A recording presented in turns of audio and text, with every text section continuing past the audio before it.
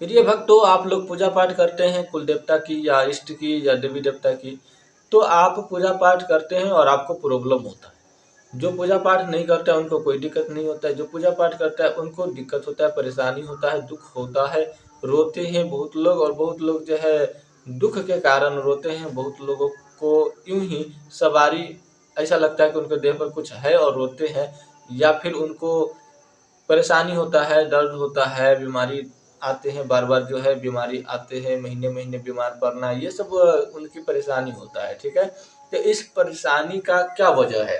यह सब बहुत ही जरूरी बातें हैं और यह कोई नहीं बता सकता, सिर्फ आपको झाड़ फूक के चक्कर में भेज देगा। यह सब परेशानी देखेगा तो आपको बोलेगा कि भूत पकड़ लिया है या भूत परेशान कर रहा है। रियल बात कोई नहीं बताएगा आपको, सिर्फ बोलेगा कि किसी से झरवा लो फुकवा लो ठीक हो जाएगा। लेकिन रियल बात क्या है, क्यों होता है ऐसा? जो व्यक्ति नहीं पूछता है उनको कुछ नहीं होता, हम लोग पूछते हैं तो हमको ऐसा क्यों होता है? तो ये सब चीज समझने वाली बातें है। और जब तक आप लोग नहीं समझोगे, आप लोगों को दुख परेशानी होता रहेगा। सबसे पहली बात, हमारे जितने भी सनातन धर्म के लोग हैं उनको तो पूजा करने से पहले गुरु बनाना जरूरी है। गुरु बनाना इसलिए जरूरी है कि सभी व्यक्ति के हाथों से हमारे इष्ट देवी देवता, कुल देवी देवता और 56 कोटि देवी देवता है, ये सब बिना गुरु बनाए यदि कोई व्यक्ति पूजा करता है तो उनके हाथों से पूजा स्वीकार नहीं करते। उनकी हाथों से पूजा स्वीकार नहीं करते। कोई कोई ऐसा खास व्यक्ति होते हैं जिनको हाथों से पूजा स्वीकार कर लेते हैं, सब व्यक्ति से नहीं करते। हाँ, और एक बात और जरूरी, जो आप पूजा करते हो उनका पूरा 100% फल आपको नहीं मिलता। पूजा तो आप करते हो लेकिन आपको 100% फल जो है पूजा का नहीं मिलता, बिना गुरु बनाए करते हो तो।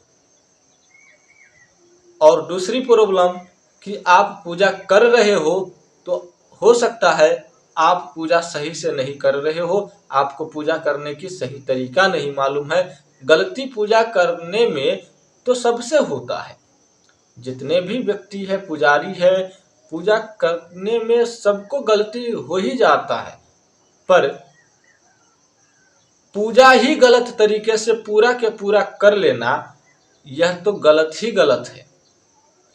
तो इन चीजों को समझना होगा। यदि पूजा हम सही ढंग से करेंगे तभी जो है हमारा पूजा किया हुआ हमको फल मिलेगा। यदि हम सही ढंग से पूजा नहीं करेंगे तो देवी देवता का कृपा के आशीर्वाद भी नहीं प्राप्त होगा। तो ये सब चीज जो है आपको समझना होगा। और आप लोग गलती क्या करते हो कि कुल देवी देवता है तो कुल देवी देवता को पूज दिए, एक ही दीपक जला दिए, और कुल देवी देवता के बाहर जितने भी देवी देवता होते हैं, दुर्गा माता हो गए, काली माता हो गए। एक तो उदाहरण आपको बता रहा हूँ, एक उदाहरण आपको समझाने के लिए बता रहा हूँ। जैसे कि किसी का कुल देवता हनुमान जी है, काली माता है, दुर्गा माता है। काली माता, दुर्गा माता, हनुमान जी, यह कुल देवी देवता किन्हीं का है। अब इनमें दूसरा देवता का फोटो लगा दिए। जैसे कि महादेव जी को बहुत लोग इष्ट मानते हैं तो महादेव जी को लगा दिए फोटो, और बहुत लोग जो है विष्णु भगवान के लगा दिए, बहुत लोग जो है भैरव बाबा का लगा दिए। तो ये सब फोटो जो है एक ही स्थान पर लगा दिए और एक ही स्थान पर कुल देवी देवता को भी पूजना शुरू कर दिए। सबका कुल देवता अलग अलग होता है, और जो इष्ट है उनको भी एक साथ और कुल देवता को भी एक साथ पूजना शुरू कर दिए।